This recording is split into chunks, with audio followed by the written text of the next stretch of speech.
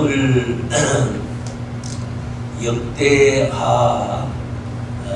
역대상 마지막 29장 26절 말씀부터 30절 말씀 통해서 그 가운데 9절 말씀에 보면 다윗 왕의 행적은 처음부터 끝까지라고 말씀하고 있습니다. 다윗 왕의 행적 처음부터 끝까지 선견자 사무엘의 글과 선지자 나단의 글과 선견자 바셀의 글에 다 기록되고 말씀하고 있습니다. 그래서 오늘 다윗의 그 행적을 통해서 우리에게 주는 교훈을 생각하면서 같이 은혜를 나누려고 합니다. 특별히 우리가 성경에 보면 역사서 가운데 왕들의 그 역사 기록되어 있는 사무엘서, 열왕기서, 역대기서, 원래 히브리 성경은 이 사무엘서가 하나로 되어 있어요. 한 권으로. 또 열왕기서도 한 권으로 되어 있고 역대기서도 한 권으로 되어 있습니다. 그런데 이제 그 최초의 성경을 세계 당시에 공통어였던 헬라어, 히라보라고도 하고 그리스어라고도 말을 하죠. 그래서 그리스어, 히라보, 헬라어 다 같은 그인데 헬라어로 번역을 했는데 이제 이집트 애굽의 제2의 도시인 알렉산드리아에서 70여 명, 정확하게 72명이라고 이제 학자들이 말을 하는데 이들이 모여서 히브리 성경을 세계 공통어 있는 헬라어로 최초로 번역을 하게 됩니다. 그 당시는 뭐 시각 성경을 없었기 때문에 이제 그 구약 성경, 히브리어로 된 구약 성경을 번역하면서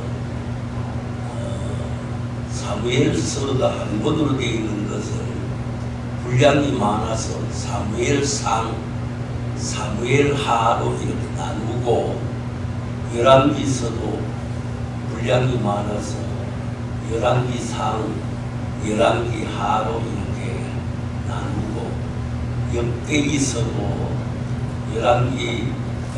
역대기상, 역대기하로 이렇게 나누었어요. 그러다 보니까 히브리 성경은 24권인데 내용은 똑같아요.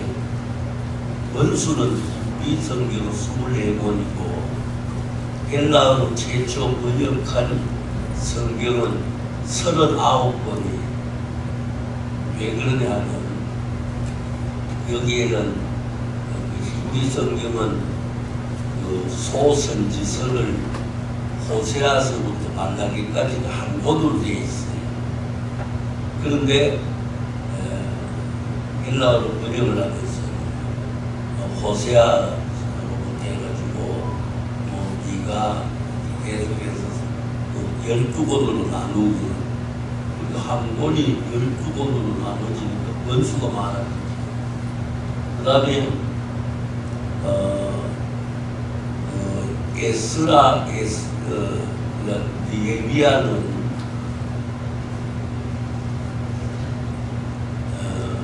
히브리 성경은 한 권으로 되어 있었는데 이제 헬라어 번역을 하면서 에스라를 따로 느헤미야를 따로 이렇게 나누고 이러다 보니까 최초 번역 성경인 헬라어로 번역한 70인경이라고 하죠. 섹투전트라고 해서 번역 성경은 39권으로 되어 있어요. 그래서 오늘날 영어나 성경이나 우리나라 성경이나 일본이나 세계 각국에 번역된 모든 성경은 어디에 영향을 받았느냐 하면 최초 번역 성경에 영향을 받아가지고 구약이 다 39권으로 되어 있어요. 그런데 우리가 사무엘서하고 열왕기서와 이제 사무엘은 초반에 사무엘이 나오고 후반부에 왕을 세워달라고 해서 7장 이하에 보면 사울에게 기름을 부어가지고 왕을 세우게 됩니다. 그리고 사울이 하나님 앞에 이제 범죄하고 하나님이 사울 왕 세운 것을 후회하시고 대신 다윗에게 기름을 부어서 다윗이 2대 왕이 되는 것입니다. 그래서 사무엘상은 사무엘과 사울 왕의 이제 행적이 나오고 사무엘하는 다윗 왕의 행적이 기록되어 나오고 그 다음에 열왕기에 가면 솔로몬이 그 다음에 열왕기 이제 12장부터 가면 그 분열왕국 남북이 분열돼가지고 솔로몬의 아들 로보암 때는 분열왕국의 역사가 기록돼서 나오는 그리고 역대기도 똑같은 왕들의 역사인데 사무엘서와 열왕기서에 그 기록한 역사관과 그 다음에 역대기에 기록한 역사관이 달라요. 사무엘서나 열왕기서는 선지자적인 관점에서 기록이 되어 있어. 그러니까 선지자는 외치고 불의를 외치고 정말 목숨을 걸고 순교를 하면서 외치는 것이 잘못된 것을 지적하고 외치는 것이 선지자의 사명입니다. 그래서 특별히 사울의 오늘 다윗에 대해서 우리가 살펴보는 가운데 다윗이 우리아의 아내를 취해가지고 간음죄를 범하고 그 다음에 우리아를 전쟁터에서 불러오는 거예요. 불러와가지고 이 관계를 감추려고 이제 집에 가서 아내와 함께 시라이고요. 그러니까 우리아는 충직한 장군이었기 때문에 지금 전쟁에 다른 장군들과 병사들이 전쟁을 하고 있는데 나는 그렇게 할 수 없다. 그래서 자기 집에 안 가고요. 그래서 이것을 이제 우리가 관계를 맺어가지고 임신을 해서 자녀를 오고 들통이 나잖아요. 감출 길이 없어서 다시 전쟁터에 보내면서 제일 전선 앞장에 우리아를 세우라. 그거를 뭐요? 죽으라는 거. 그래서 우리아가 전선 앞장에 가가지고 전사에서 죽게 되는 거예요.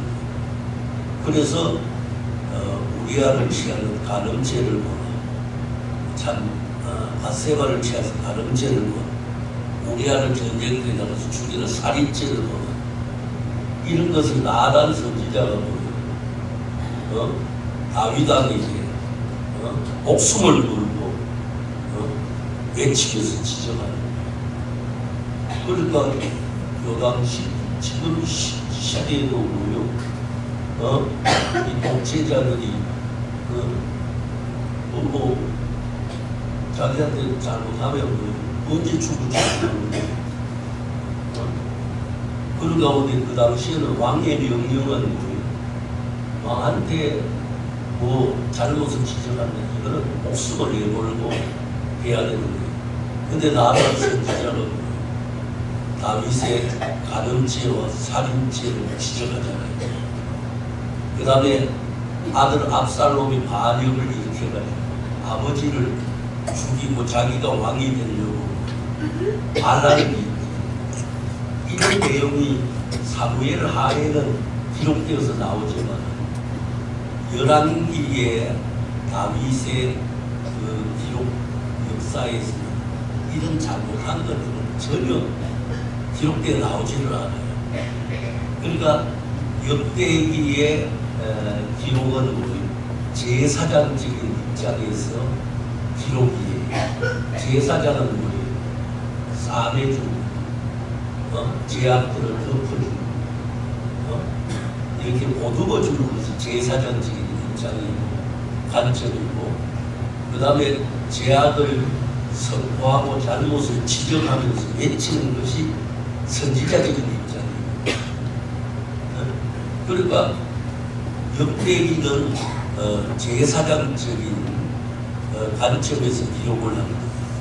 왜 그러냐면 역대기는 히브리 성경에는 제일 마지막에 역대기가 나와요. 우리는 제일 마지막에 말라기가 나오잖아요. 근데 히브리 성경은 제일 마지막에 역대기. 이것은 역대기는 뭐냐면 이스라엘 백성들이 우상을 섬기다가 북왕국 이스라엘도 망하고 남왕국 유다가 이제 바벨론에게 멸망당하고 포로로 잡혀가서 70년 동안 포로 생활을 하고 그리고 이제 이스라엘 백성들이 포로 기한을 하게 되는 거예요. 그래서 돌아와서 성전을 재건하는 명령을 받고 돌아오는 거예요. 그래서 1차는 스룹바벨과 여호수아가 백성들을 이끌고 돌아오고, 2차는 에스라가 백성들을 이끌고 돌아오고, 3차는 이제 느헤미야가 백성들을 이끌고 돌아오는 거예요. 이들이 돌아와가지고 성전을 재건하려고 하는 보니까 예루살렘 성전도 파괴되고 예루살렘의 성벽도 다 무너지고, 여러분 이 장로님, 안동 장로님 저기 가가에서 농사 짓지만 우리가 이런 무더운 여름날은 한 일주일만 그냥 방치하고 있어봐요. 풀이 뭐야 막 나가지고 어떻게 걸어가지도 못할 정도로 되거든. 근데 나라가 망하고 70년 동안 성전이 무너지고 성벽이 무너지고 그 성안이 방치되어 있었으니까 오죽하겠어. 이런 상황 가운데 이제 성전 건축의 사명을 받고 이들이 돌아오는 거예요. 느헤미야는 성벽 건축의 사명을 가지고 돌아와서 성전을 건축하고 성벽을 다시 세우는데, 선지자적인 입장에서는 왜 그들을 막 잘못을 지적하고 때리면 아니 안 그래도 응원을 해줘도 망각하는 상황인데, 선지자적인 입장에서 왜 잘못을 지적하고 이들을 야단치면 그냥 실망해서 성전을 건축할 수 없는 거예요. 성벽도 다시 세울 수가 없는 거예요. 그래서 역대기에 보면 역대기상 1장부터 9장까지는 하나님으로 기록해가지고 이스라엘의 족보가 나와요. 그러니까 너희는 이스라엘 민족, 너희는 보통 민족이 아니다. 하나님이 선택한 선민이다. 그러니까 용기를 가져라는 거예요. 그리고 10장에 가서 사울에 대해서 조그마한 절수로 10장에 기록이 되는 거예요. 사울은 뭐냐면 특별히 뭐냐면 할 것이 없는 거예요. 사울은 단장에 기록되고, 그 다음에 10장부터 29장까지 다윗의 역사에 대해서 기록을 하고, 역대하에서는 이 이제 솔로몬을 비롯해서 분열왕국 가운데 남왕국의 역사가 기록돼요. 그러니까 역대기에는 뭐요?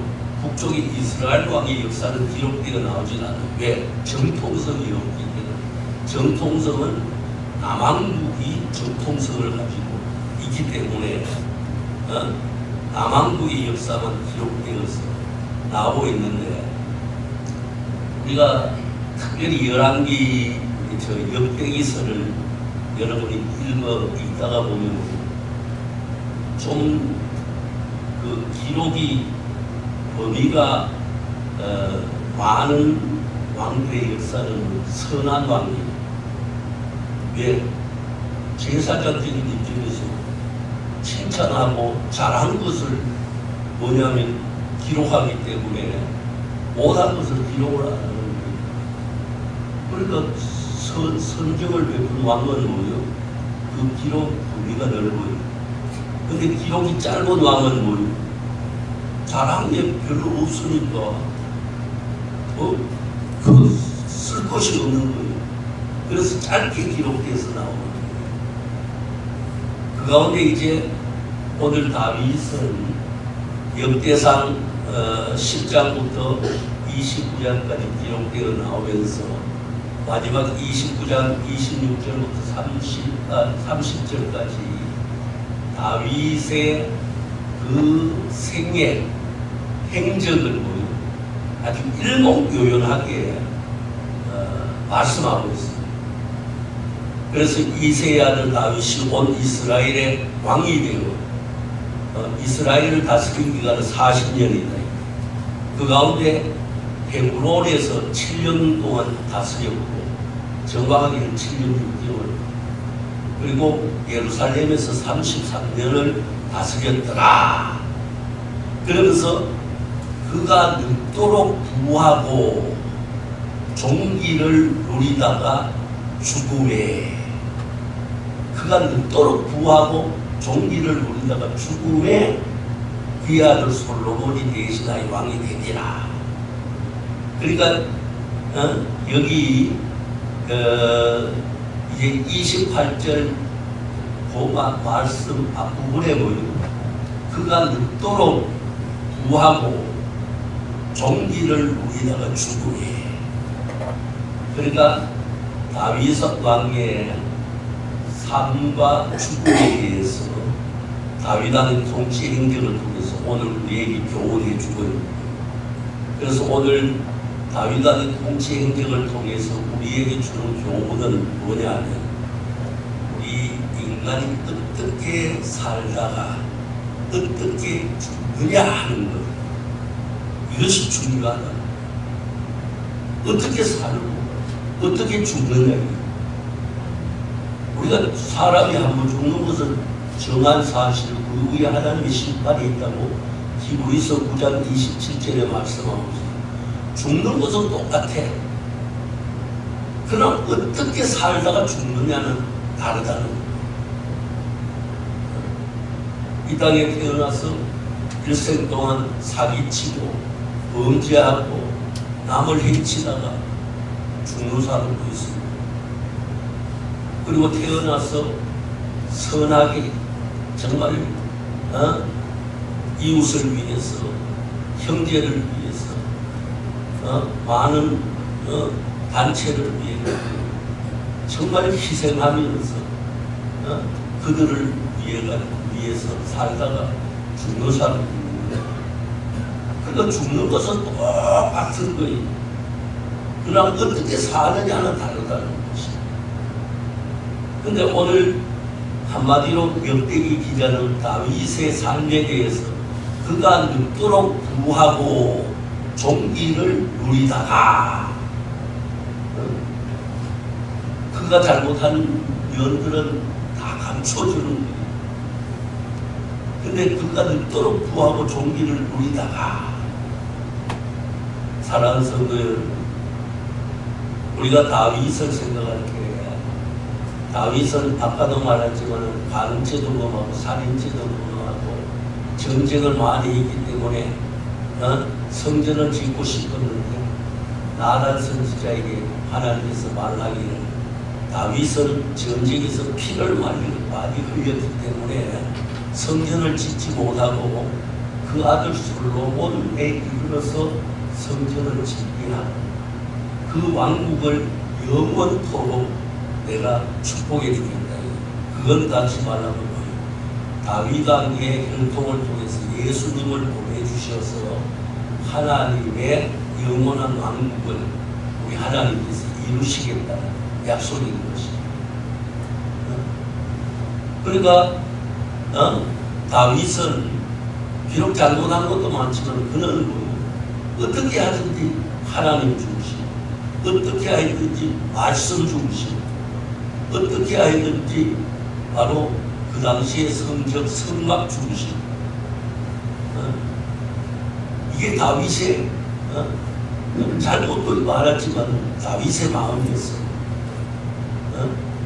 그래서 그런 전쟁에 갈 때도 뭐예요? 그냥 전쟁에 가지 않아요. 하나님 앞에 기도하는 거예요. 하나님 이 전쟁에 갈까요 말까요? 하나님 앞에 기도하는 거예요. 하나님께서 가라고 가면 승리하고 그 다음에 또 전쟁터에 나갈 때도 뭐예요? 군사들 앞세우는 게 아니에요. 하나님을 찬양하는 성가대를 앞세우는 그러니까 악기들을 가지고 비파와 수금을 치면서 하나님을 찬양하면서 나갈 때도 승리하게 됩니다. 그래서 그가 나이 많아도록 부하고 종기를 누리다가 사랑하는 성도 여러분, 우리 인생을 돌아보면서 우리의 삶도 정말 이렇게 하나님 중심, 말씀 중심, 성경 중심, 정말 주님을 기쁘게 하면서 살면서 하나님께서 주시는 복, 최고의 복이 뭐예요? 구원의 축복인 것입니다. 영생의 복인 것입니다. 그리고 이제 그 종기를 누리다가 그랬어요. 그러니까 다윗은 하나님 앞에 잘 살았다는 거예요. 하나님의 비록 실수도 있었지만 하나님의 말씀을 따라서 순종하면서 살았다는 것입니다. 우리 인생은 다 죽습니다. 어저께 제가 단체 카톡에 우리가 백정순 권사님 하나님의 소천을 받았다는 것을 이제 알려드렸는데 인생은 다 죽음이요. 그런데 어떻게 살다가 죽느냐는 것은 다른 것입니다. 그래서 이왕 하나님이 보내주시는 삶 가운데 정말 주님의 영광을 위해서 멋있게 살아가는 우리 모두가 될 수 있기를 주님의 이름으로 축복합니다. 우리가 이 땅에 살아갈 때 여행을 하고 낙을 누리고 먹고 마시면서 살면 그것이 행복한 것 같지요. 그것이 참 축복이 아닌 것입니다. 주님을 위해서 사는 것입니다. 그래서 우리가 로마서 14장 7절 8절에 보면 우리 중에 누구든지 자기를 위해서 사는 자가 없고 자기를 위해서 죽는 자가 없다. 우리가 살아도 주를 위해서 살고 죽어도 주를 위하여 죽는 자. 우리는 살아 죽어다 주의 것이다. 고린도전서 10장 31절 말씀 그런즉 너희가 먹든지 마시든지 무엇을 하든지 다 하나님의 영광을 위해서 하라라고 말씀하고 있습니다. 오늘 29절 말씀에 다윗 왕의 행적이 처음부터 끝까지 선견자 사무엘의 글과 선지자 나단의 글과 선견자 가세 글에 다 기록되어 있다. 그럼 여기 왜 선견자, 선지자 이렇게 말씀하고 있느냐? 우리가 사무엘상 9장 9절 말씀에 보면 옛적 이스라엘에 사람이 하나님 앞에 무엇을 물으려고 하면 말하기를 하나님의 선지자를, 선견자를 찾으라. 그래서 선견자를 찾아서 물으라. 그러면서 거기 계속해서 하는 말씀이 뭐냐면 선지자는 옛적의 선견자라고 일컬었더라. 그러니까 선지자라는 말 이전에 선견자라고 이름을 불렀더라. 그러니까 여기 선견자 이제 그 사무엘의 글과 여기 선견자는 로예라는 단어예요. 로예, 선견자. 그 다음에 선지자, 나비. 이제 나단과 또 선견자, 가생. 여기 선견자는 앞에서 사무엘의 선견자와 우리 번역에는 같은 선견자지만 히브리 원어는 또 달라요. 호재라는 단어가 있어요. 그러면 여기 나비, 호재, 로예, 호재, 나비는 뭐냐? 이 로예라는 것은 보는 자를 의미하는 거예요. 그 다음에 호재는 영적인 깊은 것을 보고 깨닫는 것은 같은 의미예요. 그러면서 나비, 선지자는 뭐예요? 그 보고 들은 것을 백성에게 선포한다는 의미를 가지고 있어요. 그러니까 선견자, 선지자의 를 옛적 이스라엘에서는 선견자로 불렀다. 일컬었더라. 그러니까 다 말하면 선지자인 거예요.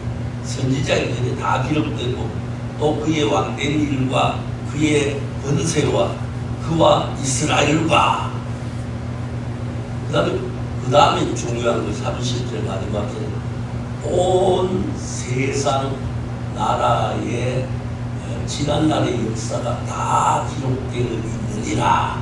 할렐루야. 여러분, 저와 여러분이 이 땅에 태어나가지고 하나님의 은혜 가운데 예수님을 영접하고 하나님의 자녀가 되고 직분을 맡아서 인생을 살다가 하나님이 부르면 언제나 우리는 가야 되는 것입니다. 그런데 비록 우리는 왕이 아닐지라도 왜 온 이스라엘의 온 세상의 역사, 이스라엘뿐 아니라 세상의 역사도 지난날의 역사도 다 기록되어 있다는 거예요. 그때는 저와 여러분이 삶을 사는 것이 하나님 나라의 생명책에 다 기록되는 것을 믿으시기를 주님의 이름으로 축복합니다. 그러므로 때로는 우리가 주님을 섬기며 나갈 때 힘들고 어려울지라도 정말 주님 바라보면서 믿음으로 정말 주님의 영광을 위해서 살아가는 축복된 성도가 될 수 있기를 주님의 이름으로 축복합니다. 그래서 오늘 다윗의 행적을 통해 가지고 주는 교훈은 어떻게 죽느냐, 어떻게 살다가 죽느냐 하는 거예요. 이제 우리는 다음 4가지 신앙을 꼭 가지고 이 신앙을 가지고 주님을 위해서 멋지게 살아가면서 여러분의 행적이 주님의 이제 생명책에 다 기록될 수 있는 축복이 있기를 주님의 이름으로 축복합니다. 먼저 첫째는 창조 신앙이에요. 우리가 이 세상이 뭐예요? 아메바에서 진화되어가지고 원숭이가 됩니다. 사람이 된다. 진화론을 주장하는 자가 있다. 이 사람은 삶의 목적이 없습니다.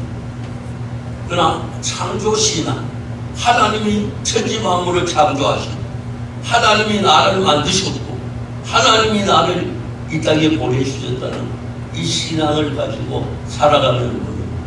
우리는 함부로 살 수가 없어요. 복음서가 가사에 대로 주님 것을 내 것이라고 고집하면서 살 수도 없습니다.